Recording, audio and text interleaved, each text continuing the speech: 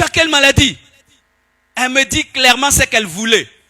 Quand seulement elle a parlé, mes frères, j'ai senti la puissance du diable remplir la chambre. J'ai senti que le diable était là. J'ai senti que là, le diable est venu. Mais j'étais un jeune, je crois que j'avais 21 ans. Personne ne me connaît. Je suis dans une chambre avec une fille. Le Saint-Esprit me parle. Il me dit, Marcelo, si tu tombes ici, ton ministère c'est fini. Fâche-toi. J'ai dit, Dieu, je ne suis pas fâché. Craille la colère. Tiens-toi debout. Je me suis tenu debout. Ma soeur, tu as l'esprit d'impudicité. Agenouille-toi. Elle s'agenouille-toi. Lève les mains. Elle lève les mains.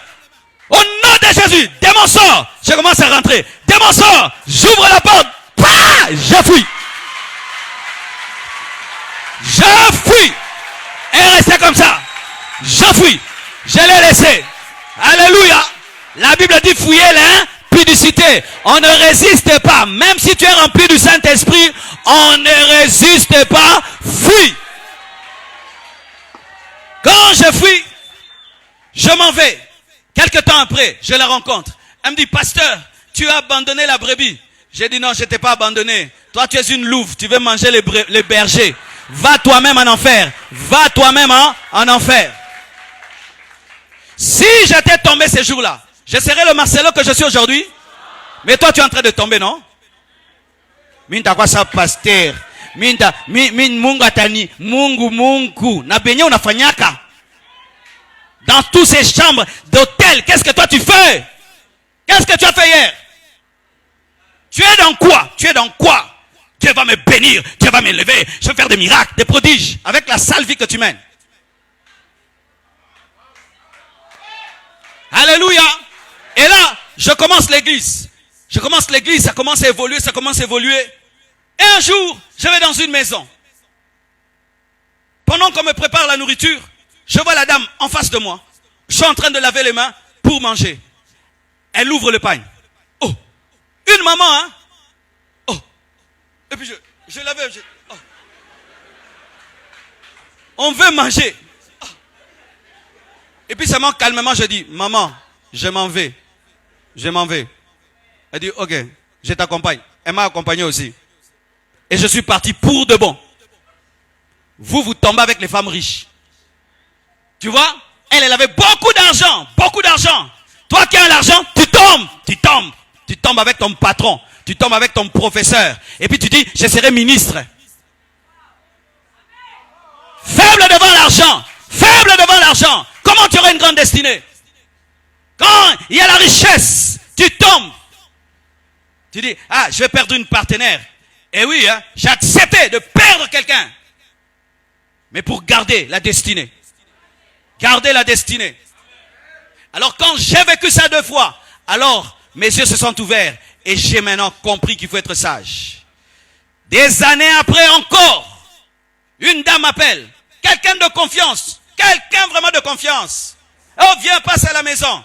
Dieu me parle directement et me dit, elle t'invite pour ceci, fais très attention. Va avec ta femme. Et je dis, Blanche, on va y aller.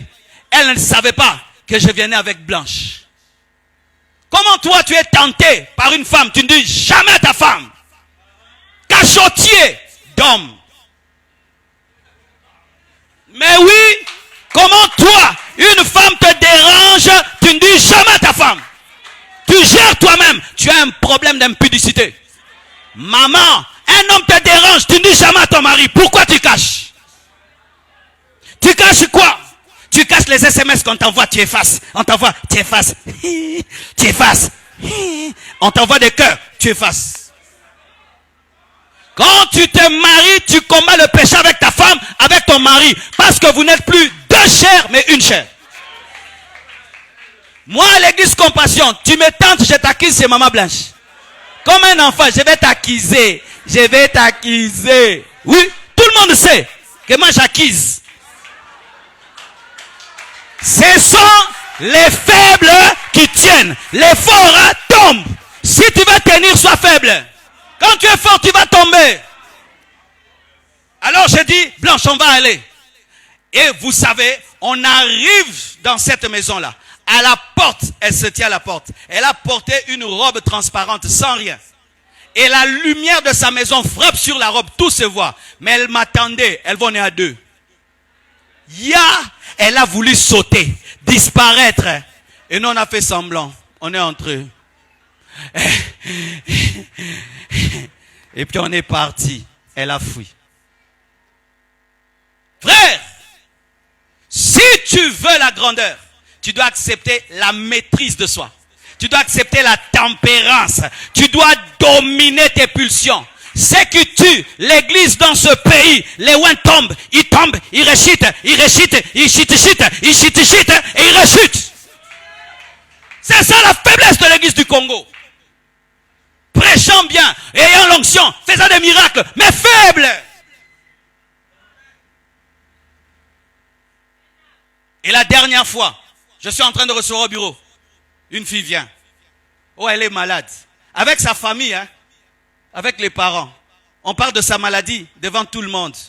Après, elle dit, est-ce que je peux parler au pasteur tout seul? Oh, la famille pense qu'elle veut se confier vraiment personnellement. Quand la famille part, elle me drague. Même Maman Blanche m'a jamais dit de telles choses. Elle m'a loué, elle m'a glorifié, elle m'a exalté. J'ai dit, non, Yokate. Et puis je lui dis, mais ma fille, mais tu sais que je suis marié et je suis un prédicateur de la sainteté. Non, moi je suis jeune, pasteur.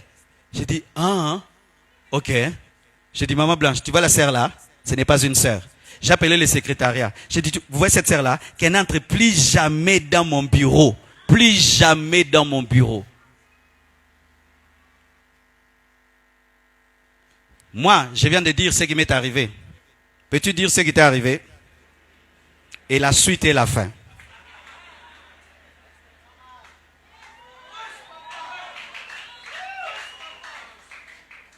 Certains, c'est déjà dans les fiançailles que vous commencez à tomber.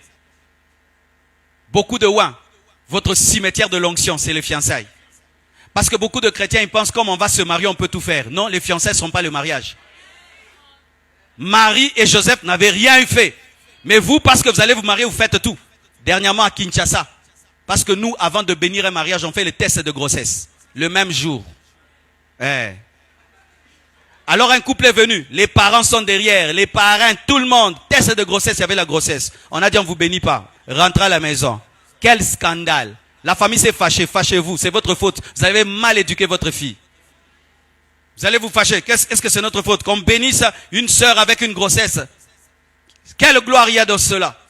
Les robes blanches dans les églises ne sont devenues que du théâtre. Est-ce que vraiment les robes sont blanches? Il faut qu'on porte des robes noires. Tachetées. Esther est devenue reine. Elle était vierge. La condition pour être reine, c'était vierge aussi. La sainteté, craindre Dieu. Kukimbia zambi. Unakimbia kabisa zambi. Nous prions, nous tombons. Et tellement que nous tombons, nous devenons maintenant des professionnels en confession. Que Dieu me pardonne les péchés que je commettrai. Ouais. Que Dieu me pardonne les péchés que je commettrai. Seigneur, je ne suis qu'un homme. Moi, j'aime pas les gens qui disent comme ça. Je ne suis qu'un homme. Nous sommes que la chair. Nous sommes la chair, mais nous avons reçu le Saint-Esprit. Nous avons reçu Jésus. Nous ne sommes pas que la chair. Nous avons reçu le Saint-Esprit. Tout le monde est faible. La Bible dit que celui qui est faible, qui dit ça, je suis fort. Toi toujours, nous sommes faibles. C'est ainsi que tu as des grandes promesses qui ne se réalisent jamais. Et on te ment, Dieu te bénira, il y a des sorciers dans ta vie. Voici le sorcier de ta vie, toi-même. Le sorcier de ta vie, c'est toi-même. Écoutez, même si Dieu pardonne, il ne faut pas pécher. Parce que pécher, ça donne du retard. C'est comme quelqu'un qui va en course et tu as un pneu. Tu le crèves, on le gonfle. Tu le crèves, on le gonfle. Les autres, ils ne crèvent pas leurs pneus. Vous aurez la même vitesse. Toi, quand tout le temps, Mungu nisame, Baba nisame, les autres sont en train d'adorer. Vous aurez la même vitesse. Ton problème, c'est que tu penses que la grâce nous pousse au péché. Alors que la grâce nous amène à renoncer aux œuvres mortes. Un homme qui a compris la grâce, il a la haine du péché. Pécherons-nous pour que la grâce surabonde? Loin, loin de là.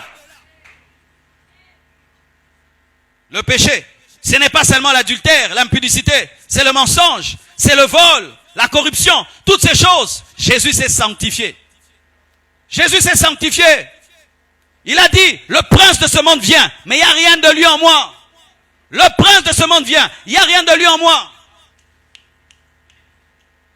Vous recevez l'onction, ça part. Pourquoi? Vous recevez l'onction dans une cuve trouée. Si tu remplis une cuve qui est trouée, est-ce que ça va garder l'huile? Tu jeûnes, tu pries, tu vas sur des montagnes, c'est bien. Mais après, une vie de péché, tu perds tout. Mike Murdock dit ceci. Un homme commence à pécher lorsqu'il perd la vision. Et je vous dis la vérité. Quand tu es préoccupé par le rêve que Dieu t'a donné, le travail que Dieu t'a donné, tu n'as pas le temps de distraction. Tu n'as pas le temps de distraction. Tu es concentré. Depuis que je suis venu dans cette ville, je ne vois dehors que pour prêcher. J'habite la chambre. Je ne sors même pas pour aller au restaurant. Je ne sors pas. Quand j'entre dans ma chambre, c'est juste que demain, j'attends seulement, viens me prendre, je sors. Si on ne vient pas me chercher, je ne sors pas de ma chambre. Je ne sors pas. Depuis que je suis dans cette ville, j'habite la chambre. Et jusqu'à ce que je partirai, je ne veux pas me promener. Je serai seulement dans cette chambre. Et ça ne me dérange pas. Pourquoi? J'ai un rêve qui me dérange. Je dois l'atteindre.